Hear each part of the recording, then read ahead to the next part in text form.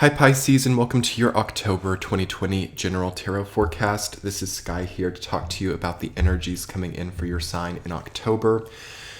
Very refreshing energy I'm feeling coming in for your sign. And as I'm looking at your spread, I'm seeing this Ten of Swords energy, I'm seeing the Six of Pentacles energy, but all the other cards coming up are feeling very refreshing. And, that is how we feel life to be sometimes. We have these, difficult ending processes, these difficult, energetic, transactional experiences with people, but it's like I'm feeling for Pisces this month in October that you guys might have a difficult experience early on, but you go to sleep and you wake up. Maybe you have some very active dream life as well.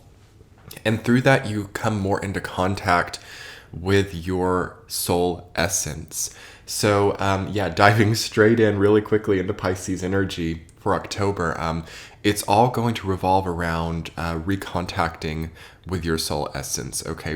Understanding who you are again, understanding what you want from your life again. Because you might have seen that as you went through the last few months, like July, August, and September, there might have been a sort of incongruency with who you were. Like you didn't really maybe recognize who you were, or you didn't recognize the experiences that you were going through. But I'm feeling so clearly that right at the end of September and moving into October, Pisces comes front and center, face to face with who they want to be and who they are. So as you do that, Pisces, your reality really shifts into a much more secure place, okay? I just really love the energy coming in for you guys. I'm not going to lie. Like, I know as we're looking at this spread, it's kind of like, well, how can this be perfect? But it does become perfect. It becomes right. It becomes clear. It becomes integral. And there's something really delicious about the experiences that you're leaving this month with. So potentially a very big transformation for Pisces in October. And it feels so good to me, and I want you guys to be excited. I want you guys to look forward to the new potential coming up, because you've got a much more connective and creative outlook, it feels like, coming in. You're moving from a very like pseudo spiritual notion in the beginning of October to a much more connective and creative jaunt, it feels like. So not that either one of those is better than the other, but maybe all this time that you've been spending in interior space, or you've been, really focusing on, building up your emotional well-being, now that starts to kind of finish up, okay? And you're preparing yourself to enjoy the external soon, too. Okay. I just want to jump into the week to week really quickly here and start moving through it, because I want to talk about this progression more for you guys. And we definitely need to talk about what's coming up in the beginning before we can get to all this delicious stuff for sure. So week number 1 of October, Pisces, you've got the Ten of Swords rooted down by the High Priestess. So yes, the first week of October is still... things are feeling heavy still, and it is for everybody. We've got these stationary Jupiter, Saturn, and Pluto. Saturn has just gone direct on the 29th of September in Capricorn. Jupiter is really just starting to get moving, and Pluto is stationary, preparing to go direct on October 4th. And it's hard for everybody. It's heavy for everybody. But Pisces is actually one of the only signs that knows how to wield this in a way that is supportive but not overbearing. Pisces and Scorpio are the two signs who, yes, are maybe having a hard time with it like everybody, or a heavy time, but it ends up being right. Something naturally falls into place. Despite the heaviness, despite the betrayals, despite the endings, it's all right. It's all moving things in the right direction. So if you come into the first week of October and you have maybe something a bit shocking, like a betrayal or an error, or, somebody not following through on a promise, or even a breakup or a separation in a relationship, that needs to be felt for a Pisces as something that is right, okay? Something that is not taking from you, something that is not diminishing your capabilities, but rather something that augments your capabilities, okay? So this is for any water sign, really. This is like the magic formula to thriving in life, because all the water signs Pisces, Cancer, and Scorpio, have to deal with an amount of emotional difficulty. It's part and parcel of the water experience: breakups, unexpected betrayals, things that are difficult to emotionally interpret.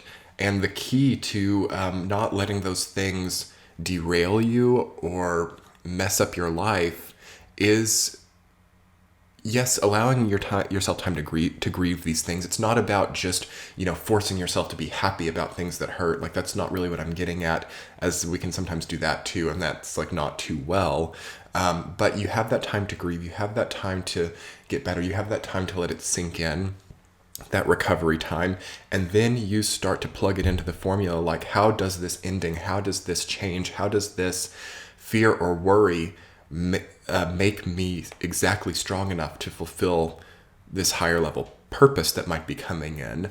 So that's what it always is for a water sign, and sometimes even fire signs too. It's like these difficulties, these things that we don't know how to solve, these things that feel unresolved, are meant to direct us and guide us to something more important. Okay, we're not meant to be feeling pain or to be feeling backstabbed or betrayed just for the sake of that. It's not about bad luck. It's not about being cursed or anything like that.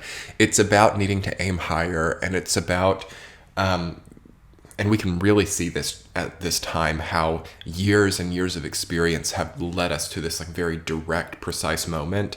And without some of those old Ten of Swords moments, maybe we wouldn't have an inkling of the abundance that we have now. So it all leads back to center, and it's really good with the High Priestess reading that down to start to see the bigger picture of difficulty and how that might just propel you to a greater state of ease.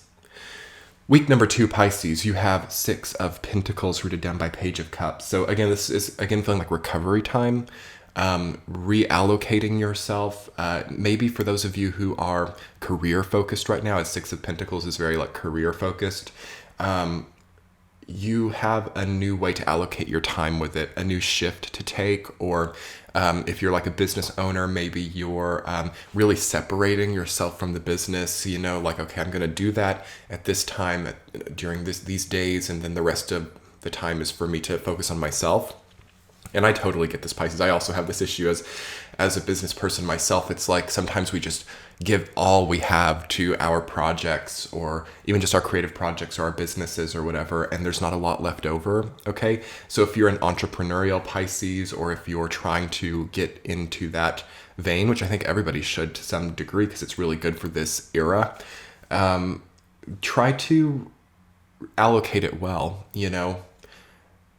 Sometimes doing it for a less amount of time can actually be a higher quality of result because you're giving your best to it. It's better to give a really great amount of energy in a small time than it is to give a lackluster amount of energy for like 12 hours a day. The results can really be a lot better. So just keep that in mind. Time is really shaking up with things going direct in Capricorn, time. We can accomplish way more with way less time. And this is actually a positive of when Jupiter, Saturn, and Pluto get moving direct. They're not stationary anymore. We're getting a window of that here in the second week of October.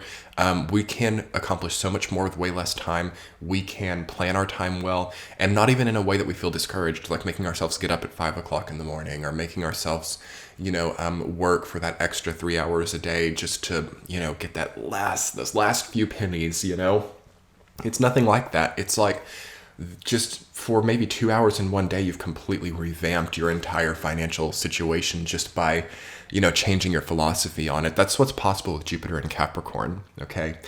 With Page of Cups rooting it down, it really is about separating the emotional from the mundane, okay? Separating the emotional from the career, separating these things. It's very good to separate them. So it's really easy this year to have a bleed over. Like, okay, if I feel emotionally sad, I'm not going to, do as well in my projects, or I'm going to try to channel that through my projects.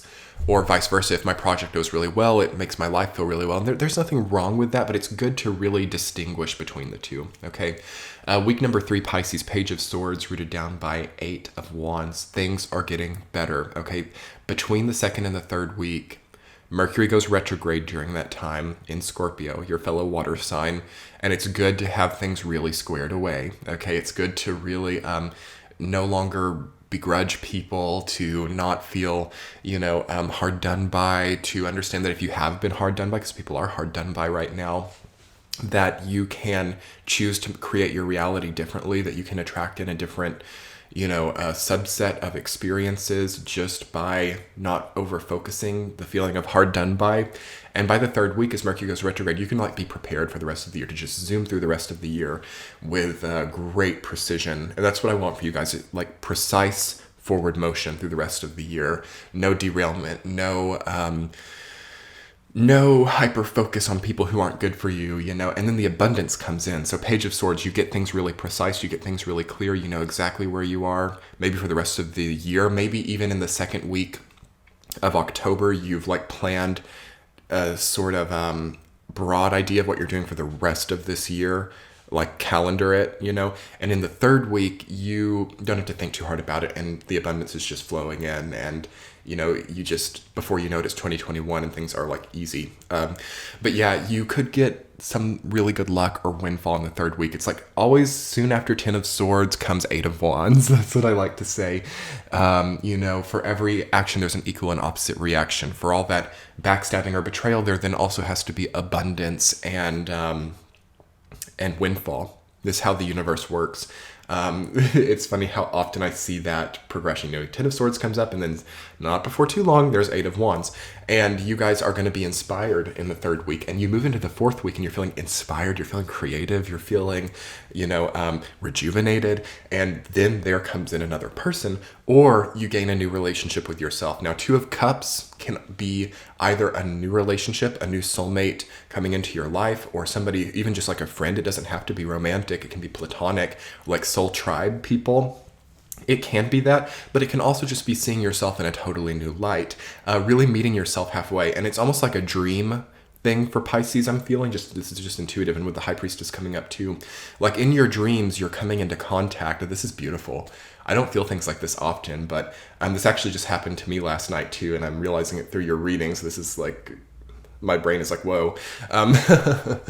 But in your dreams, you can come into contact with who you are, okay? And how you feel, and the status, okay? Yeah, this is crazy. The status of your soul essence right now versus what you want it to be versus how it actually is. And by seeing both of those things lining up, almost like 2 of Cups coming face to face with it, those two things coming face to face, what your soul essence wants to be and is naturally cut out for versus the reality of this moment coming face to face, like 2 of Cups. Okay. Wow, it absolutely alters your philosophy on life. Ace of Wands roots that down. This completely gives you a new inspiration. It completely incentivizes your creativity in a new way. And you no longer have time for these ridiculous 10 of Swords moments. And you realize, okay, life is short. Life is what it is. And I can choose whether or not I want for all of these difficult experiences to be the meat and potatoes of my life, or I can meet face to face with these experiences, and I can decide how I want my life to look. I can forge my own reality. I have control over my life. Important for a Pisces in October of 2020 to admit to themselves that they have control over their own lives and not put that control into other people's hands. What a liberating experience that could be for you, okay? And the fourth week, again, look at the first week in comparison to the fourth week. It's so different. It's such a transformation. It's such a preferable way of living, okay? In this context. Now, there's nothing wrong with 10 of Swords and High Priestess. There's nothing wrong with that. That's a lot of learning. That's a lot of deep comprehension of the more dark nature of life, which in this physical universe gives the opposite reaction, So then by virtue of that, you get a much more bright, much more simple, less perplexing view of things, up in the fourth week. And within this month, probably the most influential month for Pisces in a long time. I'm really happy for you guys. I think that this is all really magical stuff coming in. You just have to reestablish who you are, where you are and what you represent. I talk a lot about that lately, and that in October feels front and center for Pisces. But it's just really great to see this whole like soul essence, what it's meant to be versus what it is right now, and how those things can start to consolidate. All right. Anyway, Pisces, I'm going to wrap up your general reading on that note. I am going to put together an extended reading on Patreon. It's a wonderful way to support the channel. If you guys haven't been able to yet, you get the extended readings, all of them. You get the general readings early and ad-free. You also get weekly teach-outs. I forecast every week ahead, every Saturday on Patreon.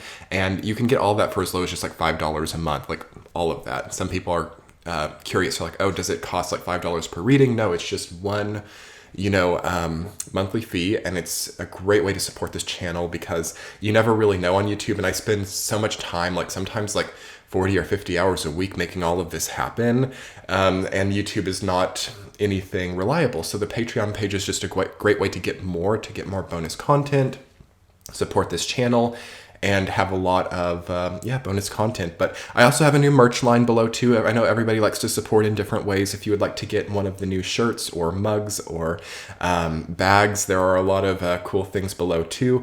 And some of those merchandise also benefit charities as well. I know that for every sale of masks, the vendor Teespring is donating $1 to children with food insecurity. So it's a really great way to support this channel, support the vendor, also a charity helping child hunger. So I just think that that's such a great way to help, and that's only for the masks. So that will be below in the description box too. And anyway, Pisces, I'm going to start now on your extended reading. You can click the center of the video now to jump over to Patreon directly to it. Much love, Pisces. We will talk soon.